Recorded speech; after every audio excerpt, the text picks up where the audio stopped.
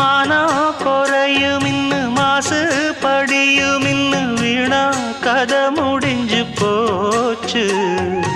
ஈசான மூலையில லேசான பள்ளி சத்தம் மாமன் பேர சொல்லி பேசுது.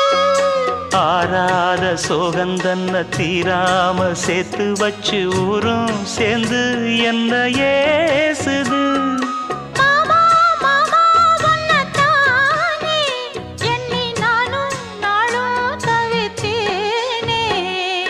கூண்டுக்குள்ள என்ன வச்சு கூடி நின்ன ஊற விட்டு கூண்டுக்குள்ள போனதென்ன கோலக்கிளியே.